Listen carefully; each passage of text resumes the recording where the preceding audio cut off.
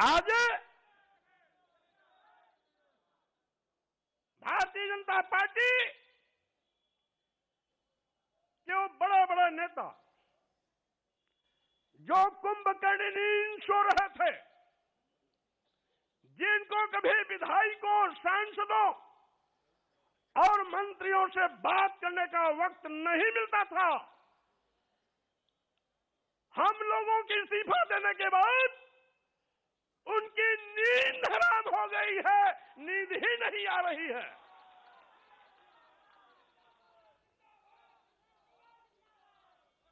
और साथ ही साथ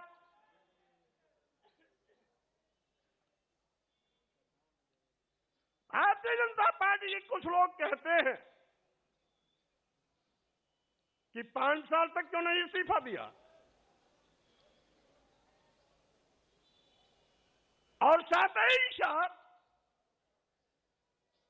कुछ बददिमाग लोग ये भी कहते हैं कि बेटे के चक्कर में भाजपा छोड़ा। मैं ऐसे लोगों से कहना चाहता हूं,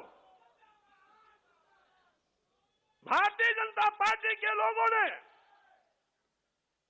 इस देश के गरीबों, मजलूमों, दलितों, पिछड़ों, अल्पसंख्यकों के आंख में धूल झोंककर सत्ता हथियाई थी। कौन नहीं जानता? ये भारतीय जनता पार्टी केशव प्रसाद मौर्य और स्वामी प्रसाद मौर्य का नाम उछालकर पिछड़ों के बलबूते पर सरकार बनाई थी। चर्चा किया था मुख्यमंत्री होंगे या तो केशव प्रसाद मौर्य या तो स्वामी प्रसाद मौर्य। पहले गाजीपुर से स्काई लैब उतारने की कोशिश की गई। स्काई लैब यहां आते आते बीच में ही ब्लास्ट हो गया। दूसरा स्काई लैब गोरखपुर से लाकर के मुख्यमंत्री की कुर्सी पर बैठा दिया और पिछड़े वर्गों की आंख में धूल झोंकने का काम किया।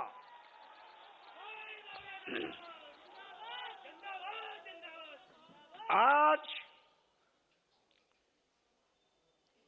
सरकार बनाए दलित और पिछड़े, और मलाई खामे वो लोग अगड़े 5% लोग। मैं कहना चाहता हूं,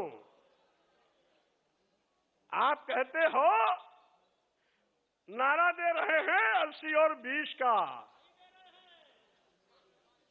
और मैं ये कहता हूं 80-20 नहीं, अब तो होगा 15 और 85 का। 85 तो हमारा है, 15 में भी बंटवारा है।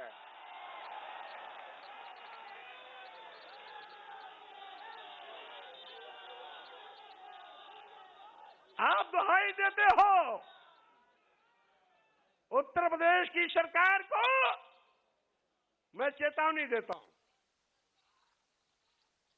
आप कहते हो हम हिंदू कार्ड पर चुनाव जीतेंगे। अगर आप बड़े हिंदू के हमदर्द हैं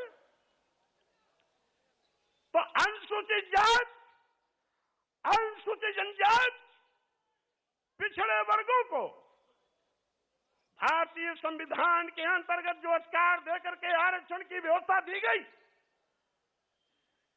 उसको अजगर की तरह निगलने का पाप क्यों किया आपने?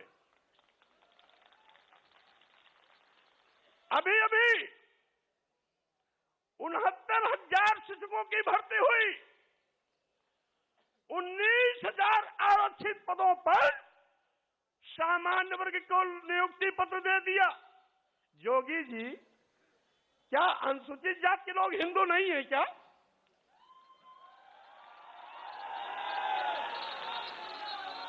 क्या अनुसूचित जनजाति के लोग हिंदू नहीं है क्या?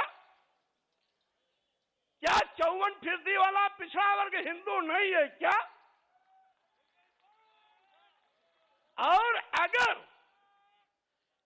23% वाले अनुसूचित जातियों और जनजाति के लोग हिंदू हैं, 54% वाले पिछड़े वर्ग के लोग हिंदू हैं, तो इन 54% और 23% के आरक्षण को आप क्यों निगल गए, क्यों दूसरों को इनका हिस्सा दे दिया?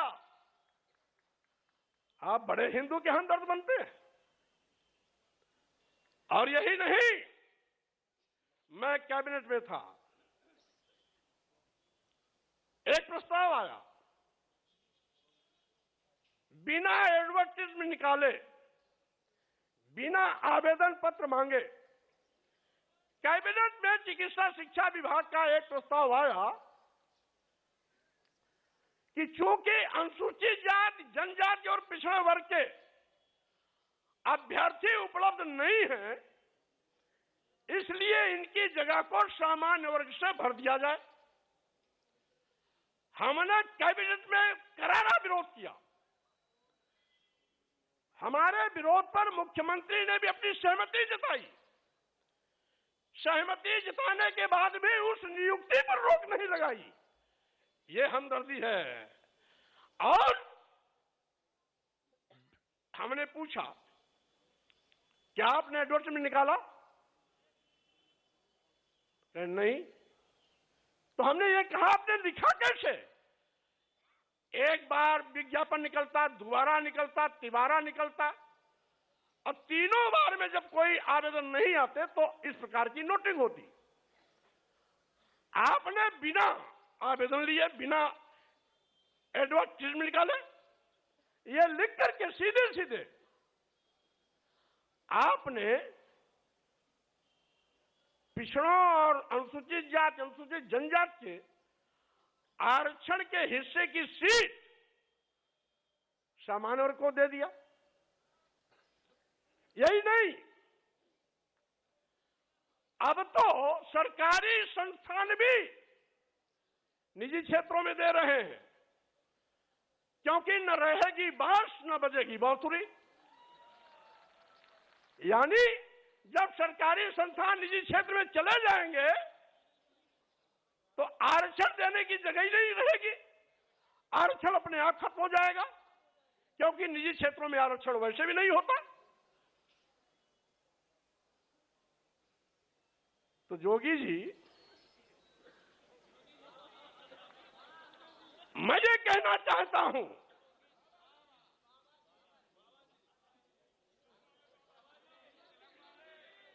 जोगी जी या बाबा जी कोई भी हो, मैं ये कहना चाहता हूं, मुख्यमंत्री की कुर्सी पर बैठ करके पाप करोगे और साथ ही साथ दुहाई देगो हिंदू की। क्या आपकी नजर में कुछ बड़ी जात के लोग हिंदू हैं क्या?